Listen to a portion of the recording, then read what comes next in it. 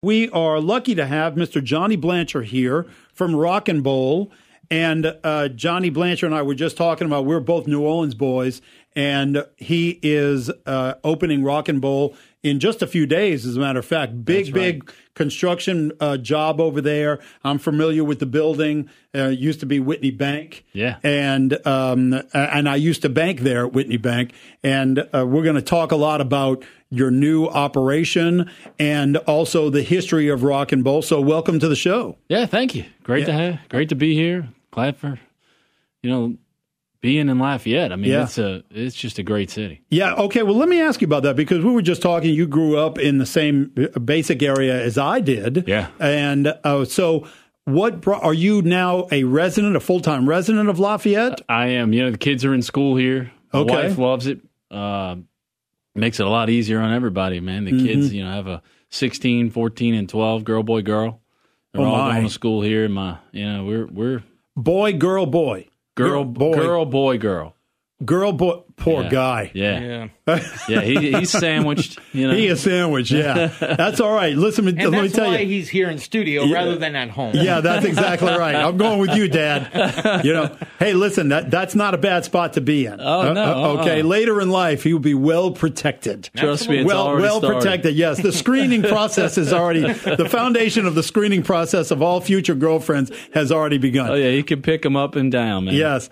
Okay, so now you're a resident of Lafayette. That's right. And how long have you been here as a resident? We've been here since August of last year. Okay. Yeah. Well, and I'm sure that you and I can relate to the same thing, because I moved here in 87 from New Orleans. Oh, wow. And I found it to be one good thing about Lafayette, and you know this already. If you had just moved here, I was going to let you know. But one good thing about Lafayette is that it is a very easy place to relocate to. Okay, people that relocate and move to other cities don't have as easy of a time as they do here, because it is an easy place to make friends and to feel at home. Sure. I've had the same experience. First off, my kids have been welcome at school. Mm-hmm. They've been, absolutely open arms with our whole family. There's so many great families. This is just a great family town, and we knew that. My mother's from Vermilion Parish, and I have family all over Acadiana. I mean, she had 7 sisters, so wow. There's and a brother. So talk about wow, 7 girls and one boy man in the house, right? But yeah, wow. I mean, we've been blessed to be in a family town. But again, look, there's a reason why we chose Lafayette as the next location for Rock and Bowl. Well, that's very interesting as well.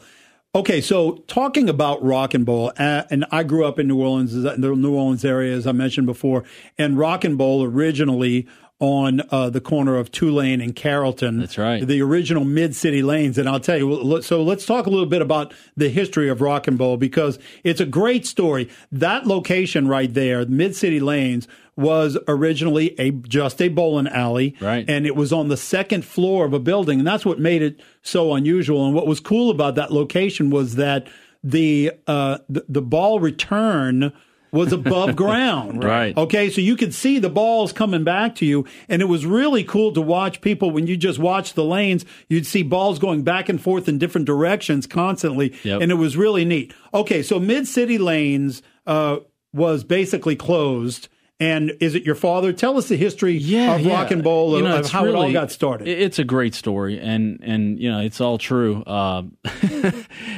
father went to Medjugorje, Yugoslavia, and I believe it was 87, and right there actually it was 88, and it was my mother's urging, go to Medjugorje. She had gone, and she said, "Look, it's something special going on there. You got to go. You got to go." We were a big Catholic family, and so he went, and he didn't see any visions or anything like that, but he put a petition on the mountain there asking for something to get his entire family involved in. My grandfather was on. The last leg of financially, he had gone through a lot of health problems that chewed up all of his retirement, and basically, as a family, we weren't in that good a shape. And he was back a week, and a friend of ours, he was a CPA for the Knights of Columbus, another Catholic organization. Okay, yeah. And he did the work pro bono, and he the Knights of Columbus owned Mid-City Lanes. So when he's back a week, our buddy says, "Hey, you want to hear a business deal? You want to buy a bowling alley?" And my father, of course, "Man, I don't know anything about bowling. Right. Are you crazy? Where is it? Mid-City Lanes. In that neighborhood?" He was a doubter right away. And he went home that night and he's like, "Man, I asked for something. I better go look at this." So he goes and takes a look, and there was no reason to do it, believe me. Yeah. The business was failing. And the building was rough. Yeah, it was a rough neighborhood. The building was rough, and it's a rough neighborhood. Yeah, and the building, believe me, was dilapidated as can be. And above ground ball returns, like you said, the bowling machines were all very old. It was there since 1941, and not to mention it was up steps. It was I believe 29 steps to the top. And these were steps, if I may interrupt you right there. These were steps that were made before any building code requirements, so they were steep. Yeah, it was up. It was straight up. It was straight up. It was like climbing a ladder with a handle. Yeah, it really was. And that's the way we brought beer in. That's the way everything came up those front steps. There were no walk-in coolers. There were no, of course, not an elevator. Right. But anyway, he did it. And he put a ridiculously low offer in. They took it, and then he had to renegotiate a lease. And at the midnight hour, he took over on All Saints Day. Okay. So long negotiation through 1988, and then all of a sudden he ends up with it on All Saints Day. He jumped in, painted the whole place Blessed Mother blue. That's like the Saints. Yes. Okay. Yeah. That's why the New Orleans the football team is named the Saints because John Meekum acquired the team on All Saints Day. Correct. Okay. So go on. So there's a great parallel right there. Yeah. And so he ends up with this bowling alley. And, he was actually in the crawfish business. He was in the wholesale crawfish business before that. We had family here in the Lafayette area that were in the crawfish business. They had farms, and he was a distributor in New Orleans. And so he actually picked up catering jobs along the way. And it was that experience that's made him see bowling in a different light. Yeah, sure. He knew he was never going to be a league center, and that was just never going to work there. So he started to try to throw parties. And, of course, nothing would work, and it was a long struggle. And not long, but, eventually he decided, well, I'm going to try some live music. Mm-hmm. And he did. A band called Johnny J and the Hitmen. First band ever play at Rock and Bowl. Mm-hmm. And, really, I can't say the rest is history, but that's what started it. And immediately, though, people started to see us as a party venue, as a place to go and have a great time. And not just as a bowling alley. And did the whole family become involved? Absolutely. Yeah. My carrying that beer up those steps. Yeah, my aunt, my father, my grandfather, my grandmother, who actually, she was in the paint business. Another great parallel. But my grandfather was a paint salesman. My grandmother worked for the competitor as a bookkeeper. She came in and cleaned up the books and got that going. My mom eventually got out of teaching and got behind the bar helping. I was working short order cook, and I was selling bowling shoes and working behind the machines as a mechanic. I mean, I was 12 years old, running around learning the whole thing, and just whatever Dad said do that day. Yeah. Well, my parents used to go there on dates. Okay, and then I started in the bar business, nightclub business here in Lafayette, and I had locations that also had live entertainment. Yeah, and I used to contact a lot of the bands. One of the ways that I would find successful bands is whether or not they were playing rock and roll. Makes sense. Okay, many of the bands that I work with, I hope it worked for you. A lot of them did. Bag of donuts. When I brought in Bag of donuts, nobody was doing them back then. Yeah, nobody was doing them. That's exactly right. And those theme bands, have now exploded. Sure. And a lot of it is because of rock and roll. And so that's really a cool history of it. Okay, so then y'all are operating in rock and roll. Everything is fine. But then you ended up moving into a different location. Tell our listeners how that happened. Yeah, so in 2003, we bought Ye Old College Inn, an old established restaurant. One of my favorite restaurants. Yeah, they'd been there since 1933, on Carrollton, across from the Notre Dame Seminary. And we bought it, and believe me, we weren't really looking to get into the restaurant business. It was one of these things where somebody approached us. about it, and because they were looking for another New Orleans family to take it over. The original owners were the Ruffin family. They've been in the business since '33. Yeah, just to give our listeners a little bit, if you're not familiar with that restaurant, the coolest thing about that restaurant, what I liked a lot about it, is that when you went in, there was the restaurant, all right, and I don't want to try to tie it to anything bad at all, but it always reminded me of the restaurant from The Godfather. Right. Okay, remember family? Yeah. Remember, I think it was Louis, okay, from The Godfather. Yeah. It was a neighborhood family, and that's exactly what it looked like. Like said, the place with the little chain on the That's toilet. exactly right. But what I liked about it is that it had this cool bar in the room next door. Right. Okay, and it was your traditional neighborhood bar. Right. It was a horseshoe bar, and you go in there. It was filled with smoke. It was filled with regulars. They had the TV on, and I remember it and went there regularly. Absolutely, and of course, there were generations that it kind of skipped because they hadn't kept up with the times. Sure. Yeah, and it was like you said, it was filled with smoke and the whole thing, and you really kind of needed to. So we went to it as a let's go clean it up. Let's go put it back on the map. Yes. And we started that process. And then 2 years in, Katrina hits. We end up underwater there. We end up, of course, we're the second floor in the Rockin' Bowl.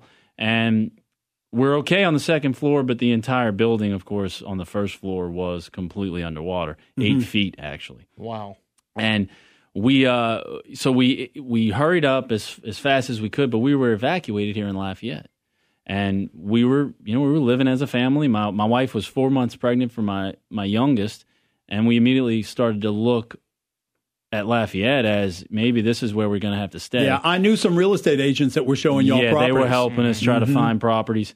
And then all of a sudden, a couple of things went our way and allowed us to hurry up and get back in. And we reopened Rockin' Bowl on November 11th. In the original spot? In the original spot. Okay. We are pleased to have Johnny Blancher of Rockin' Bowl joining us today in the studio, hearing the great history of the original location. And if you're just joining the show, we were discussing how Rockin' Bowl actually surfaced, how it came to be, how his dad acquired the original location from the Knights of Columbus, tried to do parties there, trying to make the operation successful, came across doing live entertainment. That worked great. Big family operation. Katrina comes, wipes everything out after they had acquired the College Inn down on Carrollton, got the location reopened in its original location, and that's where we left off. Okay, so what happened then? Yeah, so on November 11th, we reopened. That was 2005, and I was just saying, put it into perspective, it was the only light. The bowling pin lit up that night, and we got power, and we weren't supposed to have power. A friend pulled some strings at Entergy, and I mean, literally, that's how it went. And he put his butt on the line, and it was the only light from there, from 17th Street Canal, the dividing line between Jefferson Parish and Orleans, all the way to Mobile. Wow. Oh, wow. And I mean, the scary, not the scary, but the interesting thing about that, and I used to work at Pat O'Brien's, and I remember talking with the general manager over there about Pat O'Brien's right after Katrina. Yeah. And he was saying, we're open, but I've got no staff. Right. Okay. And he had actually contacted me wanting to know if there were any people that that I could recommend to him, bartenders and stuff, because he said, I can't staff the place. And then after he staffed it, there were no customers. Yeah. Okay. It was great to get open. So did y'all experience the same type of thing? And what happened was just amazing.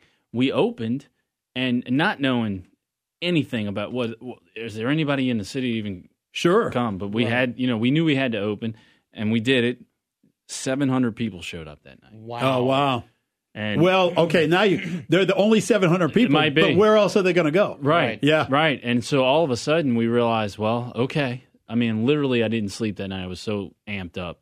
I jumped up, and the next morning, bright and early, went over to the College Inn and started rebuilding that. I got it open in under 90 days from there. We worked feverishly. And then what really happened was a lot of the business owners and properties that surrounded us by College Inn just weren't coming back. And so we started to try to buy as many things around us and really be honest, it was out of self-defense. I had no idea that we were going to move Rock and Roll. It was just a self-defense move because we were worried about what would happen around us. Everyone in the city was like that. I mean, everyone was exposed. So we bought the properties and then realized, heck, we've got enough right here to do another, to move Rock and Roll and get out from under a lease. Okay. Because we were leasing the space. And we could you could operate in your own, yeah, we could own our self-owned property. Have our own, be control of our own destiny. Yep. And so we did it. And of course, everybody said, "Don't do that. You're moving an icon. You can't make it. You can't do that." But it worked, and it ended up better than ever. I tell you what I liked. Is when I heard you moved into into that location, the former paint distribution. Yeah. I was skeptical of myself. Sure. Okay. Because the original Rock and Roll had that certain character, but you were able to mirror that in the new spot. It's got that same New Orleans funky feeling to it, and the entry looks like the front of a home. With the front porch and everything. And so I got to commend you. You did a good job because that was not an easy task. No, it wasn't. And I mean, not to mention we flipped the property around. I mean, the front door became the used back to be door. Used to be on Earhart. Right. Yeah. And we turned it around to face our parking, and really it just we put the entry on Carrollton Avenue, and it's been a great thing for us. Awesome. Okay, so let's talk about what's going to happen on Monday. Now that everybody that isn't familiar with Rock and Roll, because Rock and Roll coming to Lafayette isn't just a new venue, a new operation. I think that people are intrigued to hear the history of Rock and Roll. Thank you. And so now everybody that's been listening has got a pretty good idea of how you have come to have the history in New Orleans. But now you're going to start a new history here in Lafayette. So tell us about the operation right there, downtown Lafayette on Jefferson Street. Yeah, great corner. It's a historic corner right there at Jefferson and Lee. There's been a number of things on that corner over the years, but for the past 35 or so years, it has been Whitney Bank, and right before that, American Bank was there. They are the ones that built it. And it's been a landmark. It's right across from the filling station and the Juliet Hotel, and now Pops is doing such a great job, and Carpe Diem across the street. The old City Hall right there across the street. And, right in front of Mouton statue. The Mouton statue, that's right. And so, it's a great corner. And what we saw was the ability to take that footprint because there was so much parking available at that location. We own all the parking from the filling station all the way over to Keller's. So that was always a part of the bank's parking. So we saw a very unique opportunity downtown that really, had we, over the last 15 years or so, we've looked at Lafayette, but I mean, especially hard the last 10. And this just looked like a really unique spot. So we added on 14,000 square feet. We renovated the first and second floors, so it's in total. And if I'm not mistaken, is it 5 stories? It's a 5-story building. Okay, 5-story building. We continue to have office tenants on the 3rd, 4th, 5th. That's going to remain. We've left the elevator lobby for the business use only, and we've created separate entries for Rock and Roll and the restaurant. It's going to be called the Sainte Marie, in tribute to the Blessed Mother, who's been the driving force behind us. And so you'll be able to go to the restaurant without having to access the bowling alley, and vice versa. Correct. Yeah, correct. That's a great design. And I mean, you're going to walk right up the right through the front corridor there, right through the front doors, and the first thing is the restaurant. And you proceed down the hallway, and we kind of mimic that look and feel that you're talking about in New Orleans, where you come down a hallway and you're really kind of wondering. There's some mystery behind where you're going. Right, some intrigue. Yeah, and it's going to be fun. We've got the bones of the building are great. 38,000 square feet, Rock and Roll, Sainte Marie. White tablecloth dining. Second floor has opera boxes that look out over the bowling lanes, and you can have a great view of the live music, as well as a ballroom behind that for any kind of event that you might want to do. So you'll be doing private events there? Yes. Okay, awesome. Okay, and so you've got lanes on the left, lanes on the right, stage in the middle. That's right. Yeah, I saw it online, and I like that. That's a really cool look. So tell us, do you have any entertainment booked yet? Yes. Tell us about that. Monday night, July 16th, we're going to start with a 5 p.m. Mass there in Rock and Roll. 7:30 p.m. will be Roddy Romero. Roddy Romero and the Hub City All-Stars. Brilliant.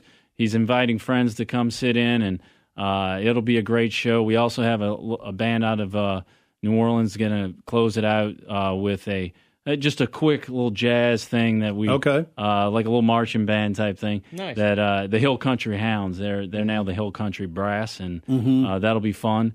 And really, probably just end it with a second line. And then we'll close on Tuesday to reassess. This is a soft opening for us. We're not opening up the restaurant. It's just a rock and roll. And then on Wednesday night, it's a tribute to the Williams family. Nathan Williams, Nathan and Zydeco Cha-Chas. Oh, yeah. Right. Nathan was the first Zydeco band to play at the Rock and Bowl 30 years ago. Wow, really? Interesting. Very good history. So Nathan and Lil Nate are going to play together. That'll be Wednesday. That'll be Wednesday. All right. Thursday we'll close, and then we'll open Friday, Saturday, Sunday, and do Zydeco again on Sunday. Okay. Excellent. That's great. And so when does the restaurant open with all of those dates? So the restaurant, we're about 2 weeks away. Okay, so good. Our goal is to get fully open and do some sort of grand opening right in the beginning of August. Great. Fantastic. Man, well, I'll tell you, I'm very excited, especially from knowing the history of Rock and Roll and having been here in Lafayette since '87. Yeah. So so I'm an adopted Cajun. Okay, I'm still I still got my yacht. I'm still a New Orleans boy. But I'm kind of a dual partner. You haven't earned your certificate yet For here. You dual. Oh, come on. No, duels. I disagree. I've been here enough. Well, if you don't have it, then I'm a long way away. Yeah, exactly. Right. All right, Johnny, great to have you here. Everybody go check out the new location downtown, Rock and Bowl. And believe me, as I know this as an operation, these guys know how to operate. They know how to do it first class. You won't be disappointed.